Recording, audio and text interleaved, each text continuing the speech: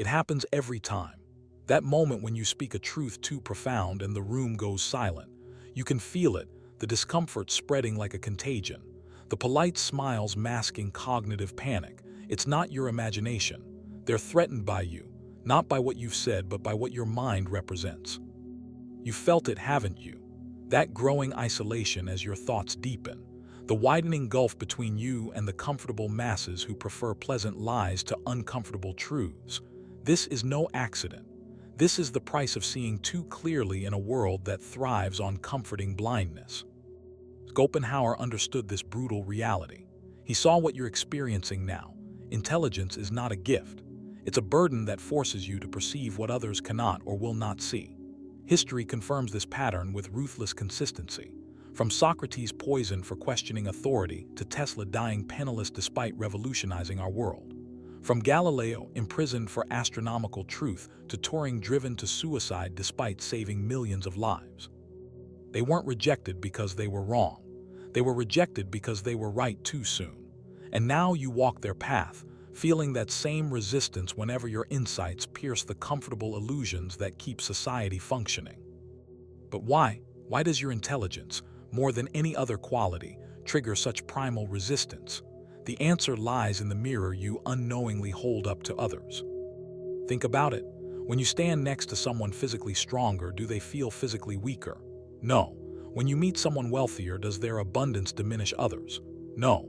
But your intelligence, that's different.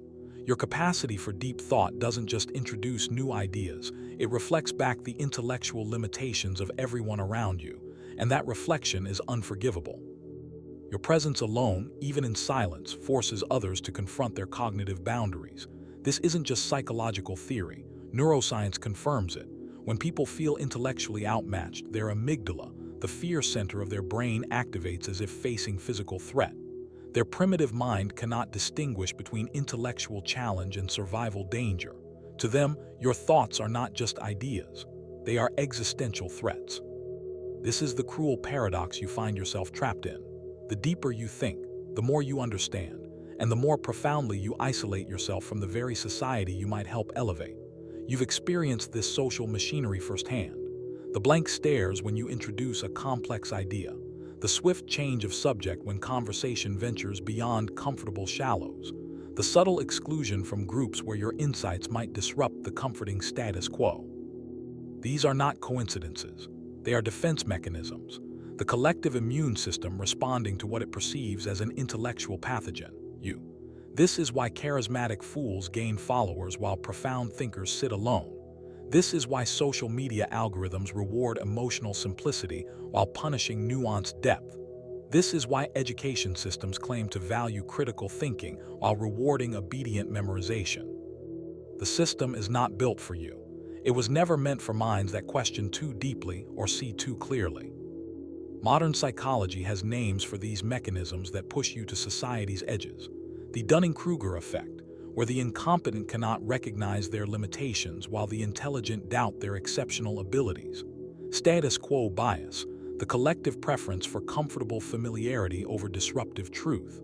The backfire effect, where challenging someone's beliefs only strengthens their grip on those beliefs, regardless of evidence. These aren't just academic concepts. They are the invisible walls you slam against whenever you try to share your deeper understanding with others. The digital age has only amplified this rejection. Algorithms reward engagement, not enlightenment. Viral content spreads not because it's true, but because it's simple, emotional, and requires no cognitive effort.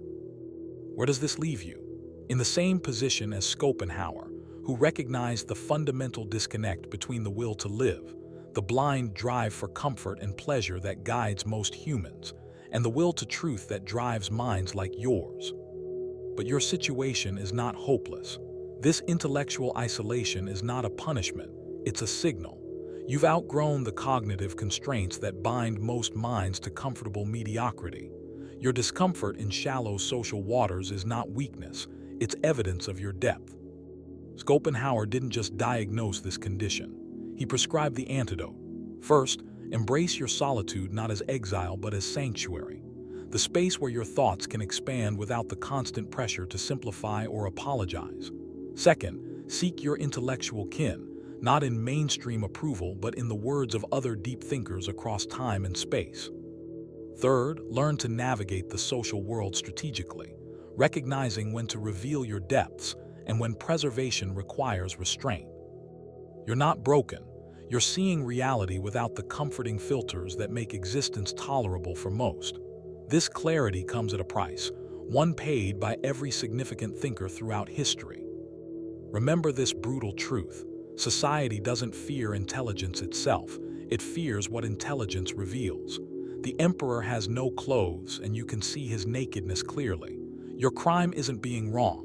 Your crime is being right in ways that make others uncomfortable. But also remember this. Every significant human advancement began with a thought too dangerous for its time. Every paradigm shift started with a mind that refused to accept comfortable lies. Society may resist deep thinkers in their lifetime, but history ultimately vindicates them. So yes, thinking deeply will distance you from the crowd. Yes, seeing clearly will sometimes leave you standing alone. And yes, truth-seeking will often feel like a curse rather than a blessing.